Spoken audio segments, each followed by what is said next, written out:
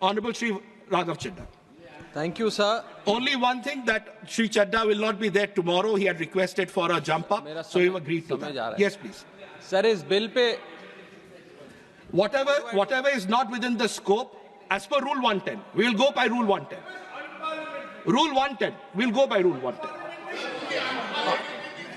Honorable Shri Raghav Chadha, I'm not allowing anyone else. I'm sorry. I'm not going into the merits of it. Please, Shri Raghav Chadha, no one else. No one else, Mani Dangi ji, no one else. No one else. Rule 110. Yes, please. Mani Shri sir, Raghav इस Chadha. Bill pay चर्चा के माध्यम से मैं इस देश के आम हवाई यात्री का दर्द आप सबके सामने रखना चाहूंगा। सर, वादा था कि हवाई चप्पल वालों को हवाई जहाज की सैर कराई जाएगी। आलम यह है सर कि बाटा कंपनी का जूता पहनने वाला भी आज हवाई जहाज की टिकट नहीं खरीद पा रहा है। Economy class is no more economical. Sir, मैं आज इस सदन में बहस पे आने से पहले अपने फोन पर फ्लाइट के रेट चेक कर रहा था। सर, अगर कल मुझे दिल्ली से बंबई जाना हो तो टिकट 14,000 रुपए की है, वन वे की सबसे सस्ती टिकट। दिल्ली से पटना जाना हो तो 12,000 रुपए की टिकट, दिल्ली से बैंगलोर जाना हो तो 16,000 रुपए की टिकट। और सर वो छोड़िए, संडे के दिन यानी कि परसों मैं अपने क्षेत्र पंजाब से दिल्ली आया, मोहाली एयरपोर्ट से चंडीगढ़ एयरपोर्ट से मैंने फ्लाइट ली और दिल्ली पहुंचा। उस फ्लाइट की टिकट 14,500 रुपए की थी। हम सांसदों को तो फ्लाइट की रीइंबर्समेंट मिल जाती है सर, आप उस आम नागरिक का सोचिए जो इस स्काई रॉकेटिंग एयर प्राइसेस से जूझ रहा है। और एक और दिलचस्प चीज है, एक ही सेक्टर की एक ही दिन की सेम एयरलाइन जो अलग अलग समय पर उड़ती है उसके भी रेट अलग है। आपको सुबह 10 बजे दिल्ली से बंबई जाना, उस एयरलाइन से उस तारीख पे आपको एक रेट मिलता है। 2 बजे की दोपहर की टिकट लेते हैं उसी एयरलाइन पे, उसी दिन पे वो उससे दोगुनी हो जाती है। न जाने क्या लॉजिक है। सर, हमें इस देश में एयर यात्रा को लग्जरी ट्रैवल नहीं बताना सर, आम ट्रैवल बनाना है जैसे कि ट्रेन का है। और सबसे बड़ी बात सर, इस देश में जहाज में उड़ना और जहाज में उड़ के अपनी मंजिल तक पहुंचना आज भी इस देश की बहुत बड़ी आबादी के लिए एक सपना है। अगर ट्रैवल की रफ्तार बढ़ेगी तभी इस देश की रफ्तार बढ़ेगी। सर, दूसरा दर्द जो इस देश का आम आदमी रोज उससे जूझ रहा है वो है ओवर क्राउडेड एयरपोर्ट्स। सर, आज हमारे देश के एयरपोर्ट्स बस अड्डे जैसे बन गए हैं। बस अड्डों से बदतर हालत, बदतर व्यवस्था देश के एयरपोर्ट्स पर है सर। सर, टर्मिनल 1 चले जाइए दिल्ली के, टर्मिनल 2 चले जाइए दिल्ली के, आप हालात देखिए। सिक्योरिटी लाइन से लेकर चेक इन लाइन तक लोग लाइनों में खड़े हैं और लाइनों में खड़े हैं और उसके बाद उनकी फ्लाइट भी इस चक्कर में मिस हो जाती है। एक मुसाफिर सही समय पर फ्लाइट नहीं पकड़ पा रहा क्योंकि वो बेचारा चेक इन और सिक्योरिटी लाइन में ही फंसा रहता है। इतने ओवर क्राउडेड एयरपोर्ट्स आज हमारे देश के बन चुके हैं। सर, आज यात्री का तीसरा दर्द, Honorable members, please let the honorable members speak. Please. Sir, बोलने दीजिए। No, honorable members, please, honorable members. माननीय सदस्य, मेरा समय जा रहा है। Please let him speak. Sir, आज एयरपोर्ट्स पर खाना इतना महंगा है, बाजार के मुकाबले 2 गुना 3 गुना दाम है। एक साधारण सी पानी की बोतल जो 20 रुपए की बाजार में मिलती है वो एयरपोर्ट के भीतर जाकर फूड आउटलेट पे 100 रुपए की मिलती है। आज यात्री जो इंतजार कर रहे हैं अपनी फ्लाइट का, वो पानी पीकर पेट भर रहा है कि कहीं 250 रुपए की चाय और 350 रुपए का समोसा ना खरीदना पड़ जाए। बताइए सर, एक आम आदमी एयरपोर्ट पर अपने जहाज का इंतजार करते हुए क्या एक चाय नहीं पी सकता? क्या इस पर कोई रेगुलेशन नहीं होना चाहिए? क्या कोई अफोर्डेबल कैंटीन का मैकेनिज्म नहीं होना चाहिए? चौथा दर्द जो आज इस देश के आम यात्री को सर सहन करना पड़ रहा है वो है पुअर कनेक्टिविटी। आज इस देश के कई टूरिज्म स्पॉट्स पे, कई फेमस शहरों तक जहाज की यात्रा नहीं पहुंचती, फ्लाइट्स नहीं पहुंचती, एयरपोर्ट नहीं पहुंचती। कई शहर, अधिकतर शहर ऐसे हैं जहां पर एयरपोर्ट्स नहीं है। इंसान को जहाज लेकर, जहाज से उतरकर कई घंटों का बस का और गाड़ी का सफर तय कर अपनी मंजिल पे पहुंचना पड़ता है। सर, सरकार ने कहा कि मालदीव्स मत जाओ, लक्षद्वीप जाओ छुट्टी मनाने। मैं आपको आज का रेट बता रहा हूं सर, अगर आज मुझे दिल्ली से मालदीव जाना हो तो 17,000 रुपए की फ्लाइट है, लेकिन दिल्ली से लक्षद्वीप जाना हो तो 25,000 रुपए की फ्लाइट है। सर, तो बताइए हम मालदीव जाएं कि लक्षद्वीप जाएं? सर, चौथा दर्द जो आज पांचवा दर्द जो आज एक आम यात्री को महसूस करना पड़ रहा है वो है sir flight cancellation and delays. Sir एक आम नागरिक अपनी मंजिल पे, अपनी डेस्टिनेशन पे पहुंचने के लिए, जल्द पहुंचने के लिए कभी कभार ट्रेन यात्रा या बस या गाड़ी की यात्रा नहीं करता, वो महंगी टिकट खरीदता है। महंगी टिकट खरीद के अपनी मंजिल पे समय पे पहुंचना चाहता है। और कुछ ऐसे भी लोग हैं जो आर्थिक तौर पे सक्षम नहीं हैं, लेकिन आपातकालीन परिस्थितियों में, इमरजेंसी सिचुएशन में वो भी महंगी जहाज की टिकट खरीदकर जहाज की यात्रा करना चाहते हैं, अपनी मंजिल पे पहुंचना चाहते हैं। लेकिन क्या वो अपनी मंजिल पे समय पर पहुंच जा रहे हैं?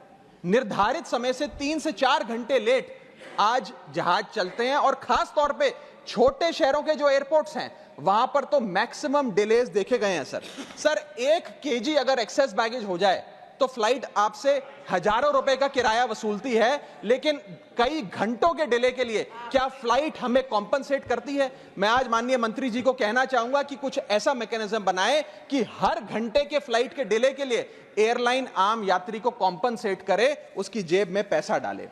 इसी के साथ साथ हर महीने एक चार्ट जारी होना चाहिए कि किस सेक्टर की कौन सी एयरलाइन ने कितने घंटे का डिले, किस सेक्टर की कौन सी एयरलाइन ने कितने घंटे का डिले यात्रियों को दिया। और इसी के साथ साथ सर छठा दर्द जो आज के भारत देश के आम यात्री को महसूस करना पड़ रहा है सर, वो है लैक ऑफ अफोर्डेबल ऑप्शंस। जो अभी मेरे साथी भी बात कर रहे थे कि इस देश में 90% एयर ट्रैवल 2 एयरलाइंस के पास है, 90% मार्केट शेयर 2 एयरलाइंस के पास है। यानी कि एक हमने कार्टेल क्रिएट कर दिया, डुओपोली क्रिएट कर दी, यानी कि वो मन चाहे दाम पे मन चाहे सर्विसेज देंगे, क्योंकि कोई कंपटीशन ही नहीं है, कोई प्रतिस्पर्धा नहीं है। Point of order. I'll have to take a point of order. One second. Bharat सरकार Point of order. Yes. न जाने सर, मैं तो एयरलाइन का बोल रहा हूं तो भी पेट में Just दर्द take हो a रहा point है of order. Please. 238A कह 238A. कोई सदस्य किसी अन्य सदस्य या लोकसभा के किसी सदस्य के विरुद्ध मानहानि कारक या अपराध में फंसाने वाले स्वरूप का कोई आरोप नहीं लगाएगा जब तक कि आरोप लगाने वाले सदस्य ने सभापति को संबंधित मंत्री को भी इसकी पूर्व सूचना न दी हो, ताकि मंत्री उत्तर दिए जाने के प्रयोजन के लिए इस विषय की जांच कर सके। Honorable member, there is no defamatory here. No defamation मैं has पहले been. नासिर हुसैन जी ने जो बोला है मैं उसके ऊपर कर रहा हूं। That of course that has been taken into consideration. एक मिनट, इनका नहीं है। मैं मुझे पूरा कर लेने दिया सर। परंतु सभापति किसी समय किसी सदस्य को ऐसा आरोप लगाने से मना कर सकेगा ठीक है, यदि ठीक है, उसकी राय में ऐसा ठीक है। आरोप राज्यसभा की गरिमा को point. घटाने वाला हो या उस आरोप को लगाने वाले से व्यक्ति Thank कोई you, लोग Jamna इसका साहब. सिद्ध न हो। Thank you, honorable member. Thank you. Please continue. Sir इतनी विशाल जनसंख्या वाला हमारा देश है और इतनी विशाल जनसंख्या वाले देश में मात्र 2 ही कंपनियां हमारा पूरा एविएशन सेक्टर चला रही हैं। सर सरकार लाई एक स्कीम जिसका नाम था उड़ान, जिसका फुल फॉर्म है उड़े देश का आम नागरिक। पर कैसे उड़े?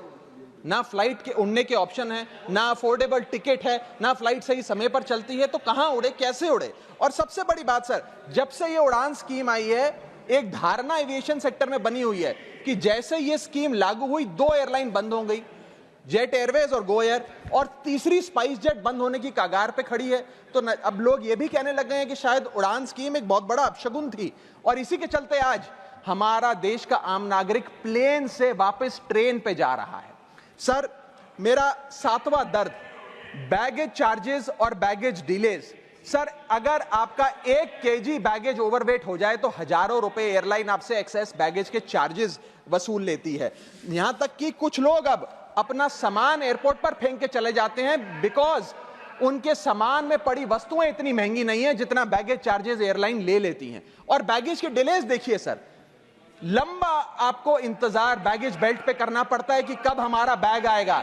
जब स्क्रीन पर देखते हैं तो स्क्रीन पर लिखा आता है बैगेज ऑन बेल्ट, लेकिन बैगेज ऑन बेल्ट नहीं होता, सिर्फ 2-3 बिजनेस क्लास पैसेंजर्स का बैग आता है और न जाने कितने मिनट एक आम नागरिक को इंतजार करना पड़ता है इस एक्सेस डिले के लिए।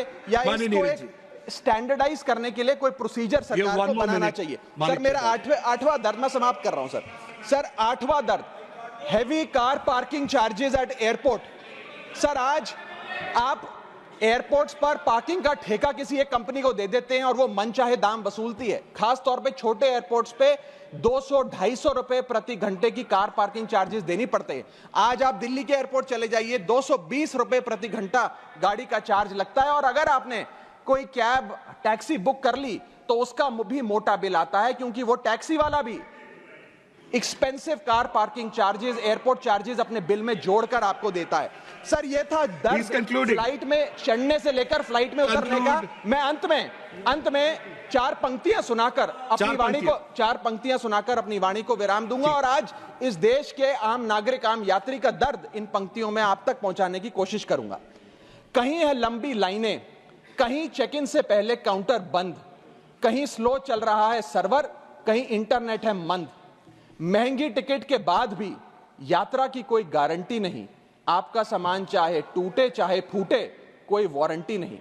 जो हाल है बस अड्डों का, वही तस्वीर आती है एयरपोर्ट से।